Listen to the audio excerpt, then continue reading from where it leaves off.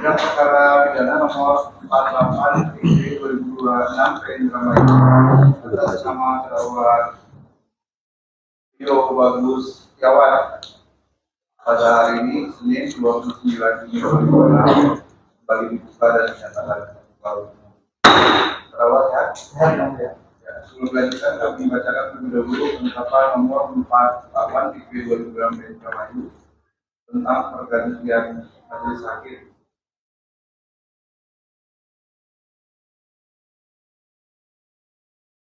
menggantikan susunan yaitu dari Bapak Dalam Santa Sidama SHMH karena sedang mengikuti pelatihan sertifikasi niaga bidang kebayaran dan teknologi penyidik pertama pada Indonesia. Jadi Bapak Agus Eman SHMH bahkan pada hari ini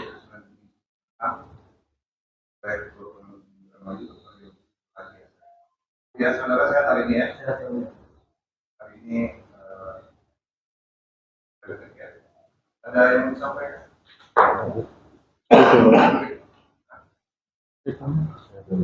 Tidak ada yang boleh.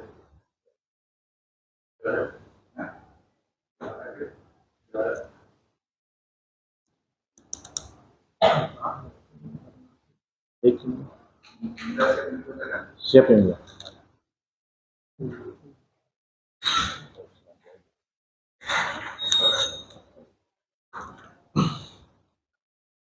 Jaksa Negeri Indramayu demi keadilan dan kebenaran berdasarkan ketuhanan Yang Maha Esa. Replik atau tanggapan penuntut umum atas pledoi atau pembelaan advokat terdakwa dalam perkara tindak pidana atas nama terdakwa Rio Bagus Setiawan bin almarhum Murjono. Majelis Hakim yang mulia, terdakwa dan advokat terdakwa serta pengunjung sidang yang kami hormati. Pada kesempatan ini, perkenankan kami mengucapkan terima kasih kepada Majelis Hakim yang telah memberikan kesempatan kepada kami untuk menggunakan hak konstitusional kami selaku penuntut umum, yakni menyampaikan tanggapan penuntut umum atas nota pembelaan yang disampaikan oleh advokat terdakwa Rio Bagus Setiawan bin almarhum Murjono yang telah dibacakan pada persidangan hari Rabu tanggal 24 Juni 2026 di Pengadilan Negeri Indramayu.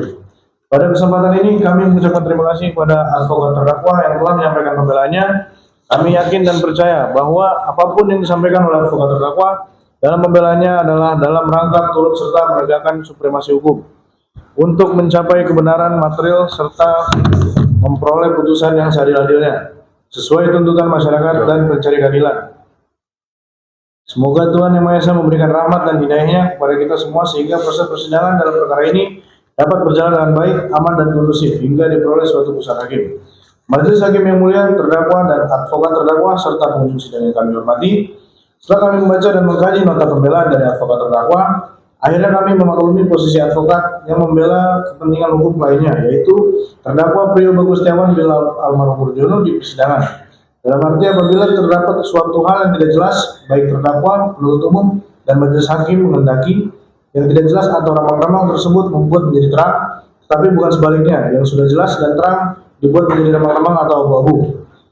Selanjutnya pada kesempatan ini kami jaksa penuntut umum pada hakikatnya tidak perlu lagi menanggapi pembelaan atau pledoi yang disampaikan oleh advokat terdakwa.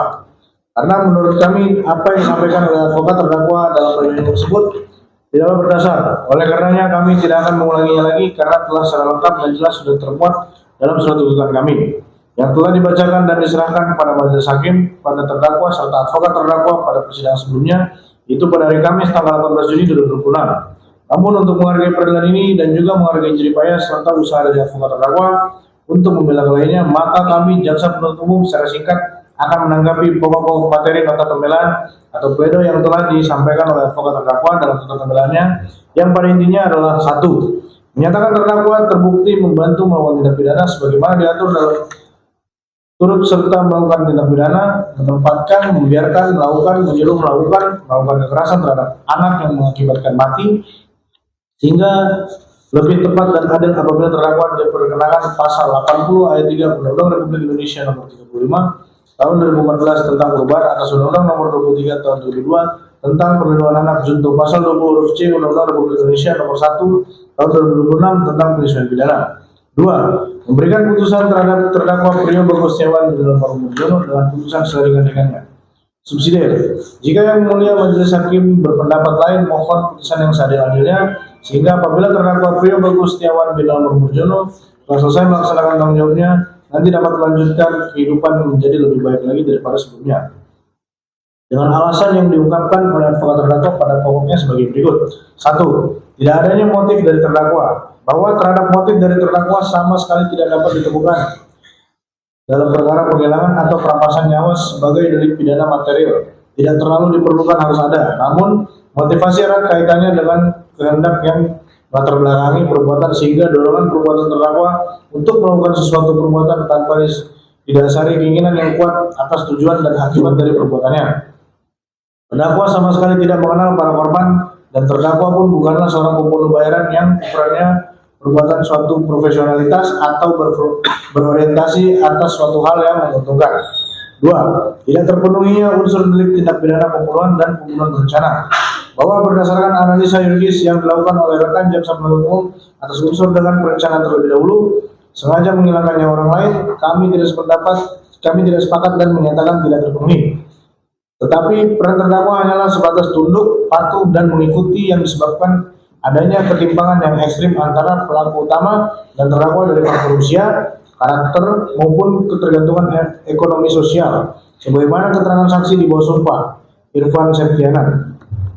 Berdasarkan analisa fakta dan analisa yuridis yang kami lakukan, kami menilai kejahatan utama yang dilakukan oleh Priyo Bagus Setiawan, yaitu pelaku tindak pidana turut serta melakukan tindak pidana, menempatkan, membiarkan, melakukan, menyuruh, melakukan kekerasan terhadap anak yang mengakibatkan mati, sehingga lebih tepat dan adil apabila terdakwa diperkenakan pasal 80 ayat 3 Undang-Undang Republik Indonesia nomor 35 tahun 2014 tentang perubahan atas Undang-Undang nomor 23 tahun 2002 tentang perlindungan anak junto pasal 20 huruf C Undang-Undang Republik Indonesia nomor 1 tahun 2026 tentang penyusunan pidana dalam amar tuntutannya.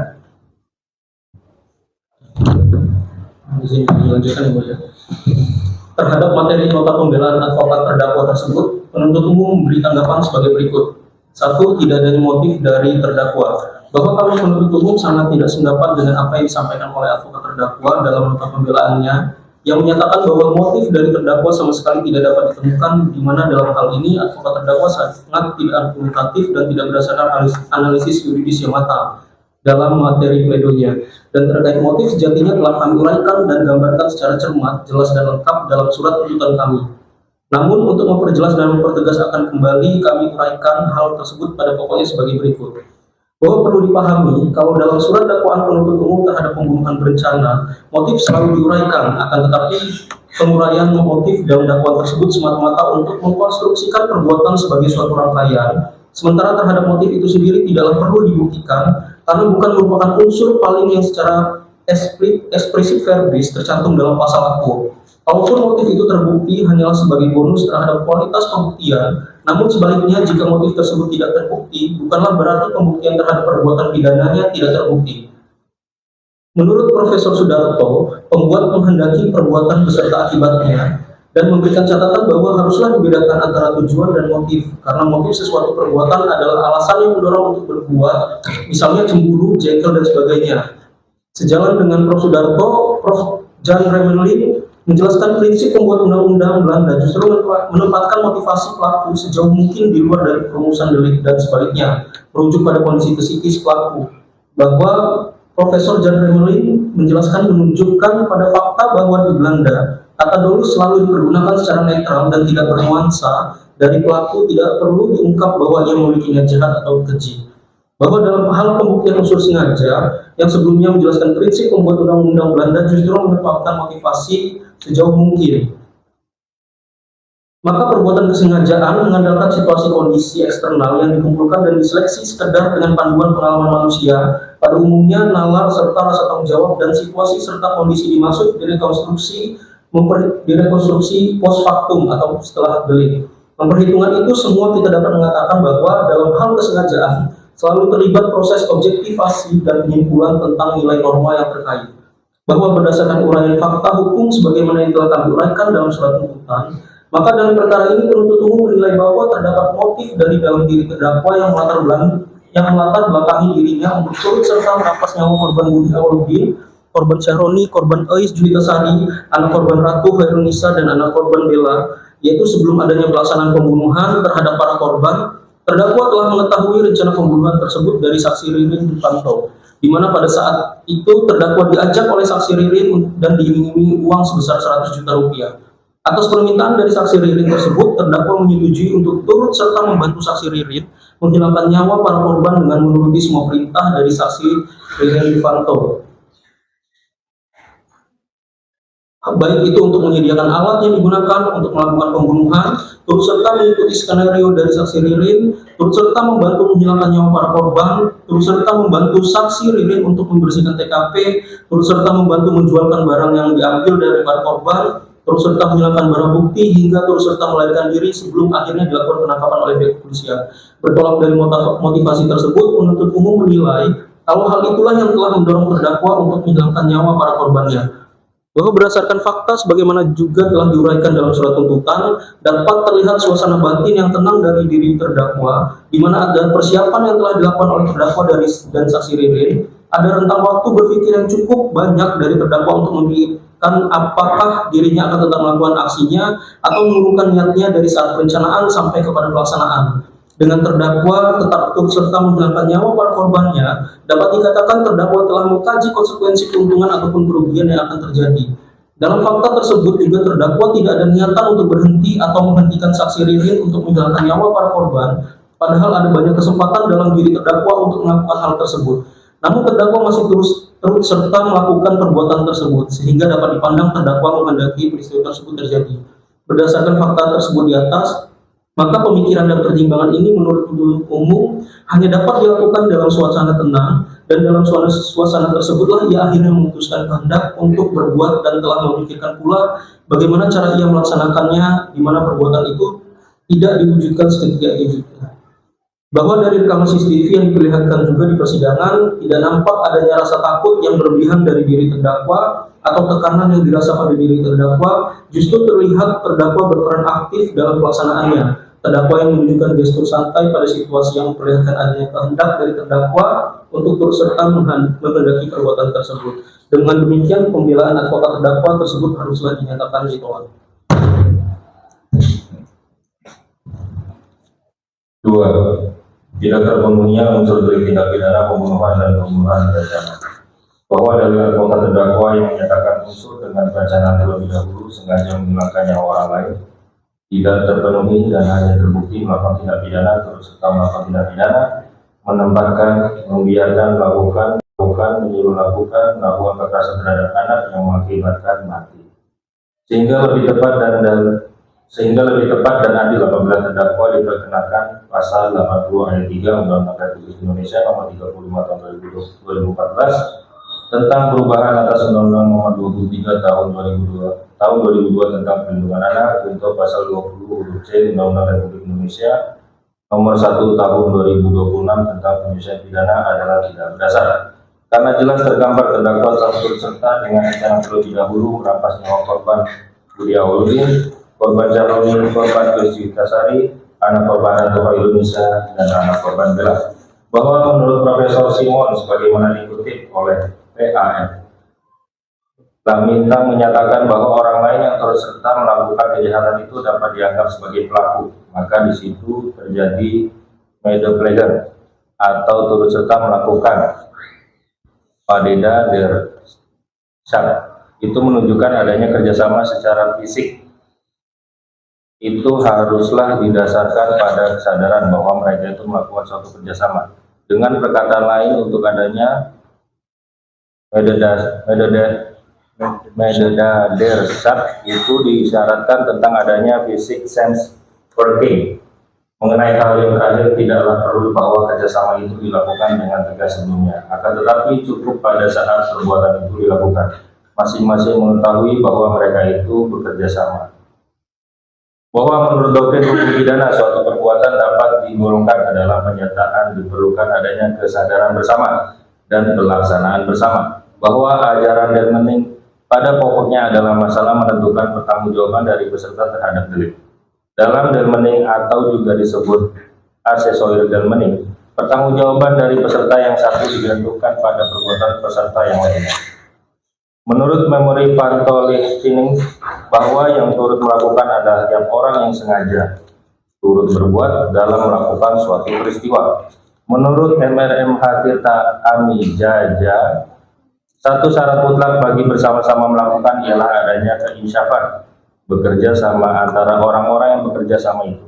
Dengan perkataan lain, mereka itu timbal balik harus mengetahui perbuatan mereka masing-masing, sementara itu tidak diperlukan bahwa lama sebelum perbuatan-perbuatan telah diadakan suatu persetujuan di antara mereka itu. Satu persetujuan di antara mereka tidak lama sebelum pelaksanaan pelanggaran pidana itu telah cukup bagi adanya suatu keinsyafan bekerja sama yang dimaksudkan di atas. Bahwa dalam penjelasan pasal 20 huruf C Undang-Undang Republik Indonesia nomor 1 tahun 2023 menyebutkan yang dimaksud dengan turut serta melakukan tindak pidana adalah mereka yang bekerja sama secara sadar dan bersama-sama secara fisik melakukan tindak pidana, tetapi tidak semua orang yang turut serta melakukan tindak pidana harus memenuhi semua unsur tindak pidana walaupun semua diancam dengan pidana yang sama. Dalam turut serta melakukan tindak pidana, perbuatan masing-masing orang yang turut serta melakukan tindak pidana dilihat sebagai satu kesatuan. Bahwa menurut Prof. Edi Haris dan Prof. Topo Santoso dalam buku Anotasi KUHP Nasional memberikan anotasi terhadap pasal 20 huruf C, yaitu pasal 20 huruf C pada intinya we of mir, very personal. Dua orang atau lebih secara bersama-sama atau bersekutu melakukan tindak pidana, meskipun tidak mesti semua pelaku melakukan tindak pidana.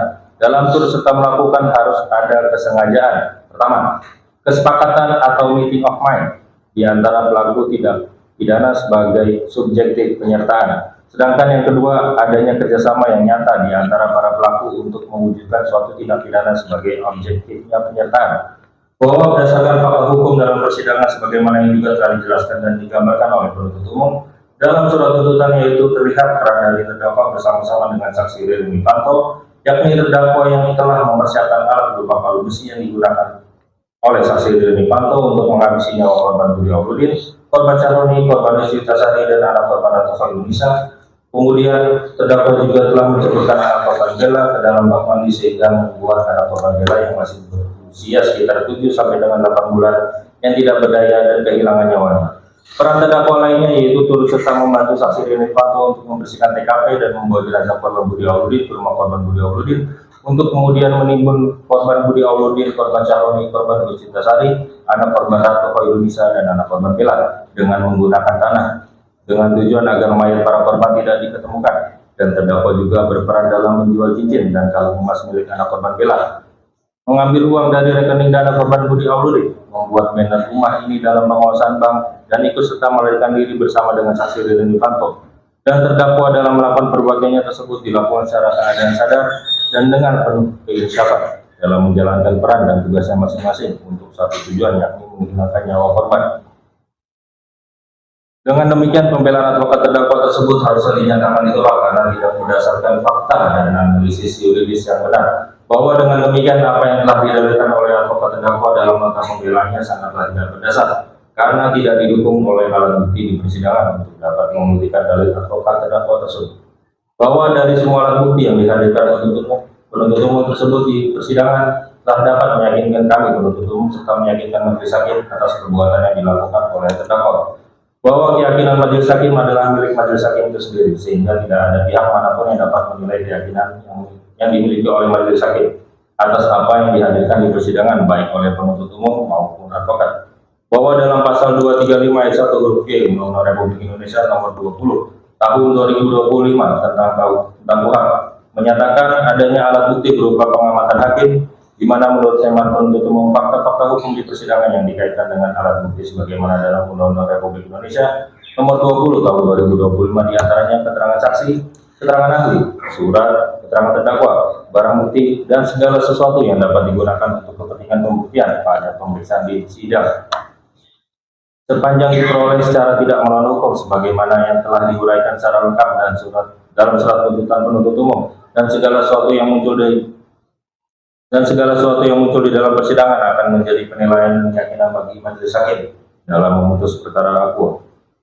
Kesimpulan, majelis hakim yang mulia, terdakwa dan advokat advokat terdakwa serta pengunjung sidang yang kami hormati, berdasarkan apa yang telah diuraikan oleh advokat terdakwa dalam nota pembelaannya, pada hakikatnya kami selaku penuntut umum dalam perkara ini sangat tidak sependapat dengan pendapat advokat terdakwa, karena sesuai fakta-fakta yang terungkap pada pemeriksaan di persidangan sebagaimana telah diuraikan secara lengkap dalam surat tuntutan kami berdasarkan alat bukti yang berupa keterangan saksi, keterangan ahli, surat barang bukti, segala sesuatu yang dapat digunakan untuk kepentingan pembuktian pada pemeriksaan di sidang pengadilan sepanjang diperoleh secara tidak melawan hukum, serta keterangan terdakwa telah menjelaskan bahwa terdakwa bersama-sama dengan saksi Deden Fanto telah terbukti secara sah dan meyakinkan melakukan tindak pidana bagaimana yang telah kami dakwahkan, yaitu turut serta melakukan pembunuhan berencana dan telah menempatkan, membiarkan, melakukan, menyuruh melakukan, atau turut serta melakukan kekerasan terhadap anak yang mengakibatkan mati, serta untuk menegakkan keadilan terhadap 5 orang korban yang telah meninggal dunia beserta keluarganya. Sehingga oleh karena itu, nota pembelaan yang disampaikan oleh advokat terdakwa tersebut haruslah ditolak dan dikesampingkan. Untuk itu kami selaku penuntut umum dalam perkara ini berkesimpulan tidak sepakat dengan dalil-dalil yang ada dalam nota pembelaan yang diajukan oleh advokat terdakwa, sehingga kami berpegang teguh dengan surat tuntutan kami dan menyatakan tetap dengan surat tuntutan kami sebagaimana dibacakan dan diserahkan pada sidang hari Kamis tanggal 18 Juni 2026. Demikian jawaban penuntut umum atas pledoi atau pembelaan yang disampaikan oleh advokat terdakwa dalam perkara atas nama terdakwa Priyo Bagus Setiawan yang kami bacakan dan diserahkan pada hari ini, Senin tanggal 29 Juni 2026, setelah kami memohon kepada majelis hakim putusan yang seadil-adilnya. Penuntut umum ditandatangan.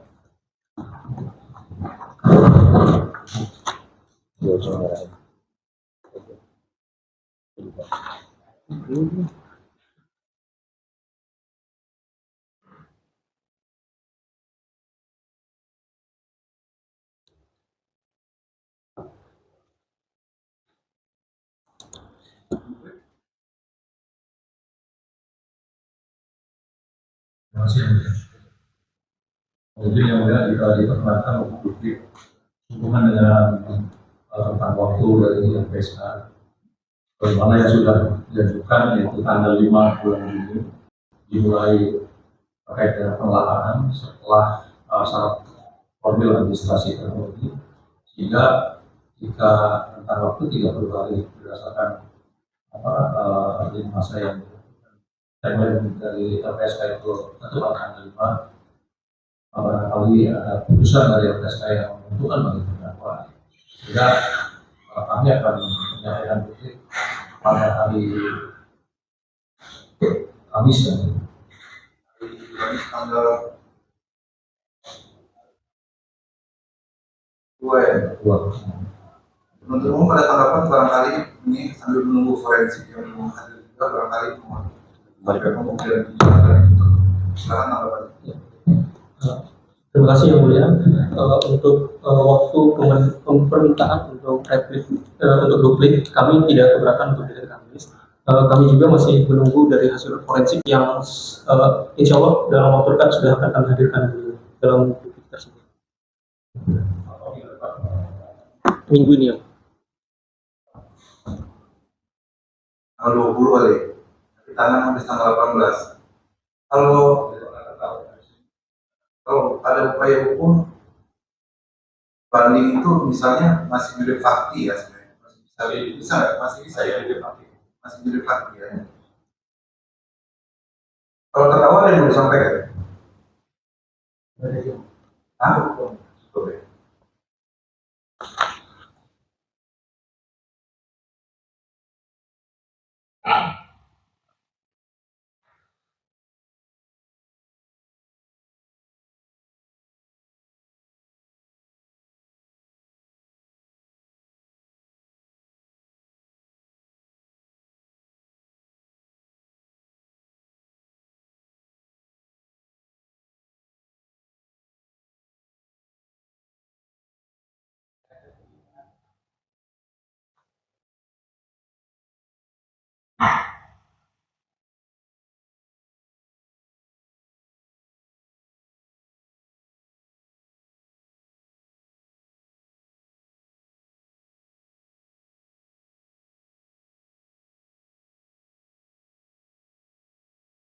Majelis Hakim sudah bermusyawarah ya, indikatornya adalah efektivitas kalau di situ banyak perkara lain.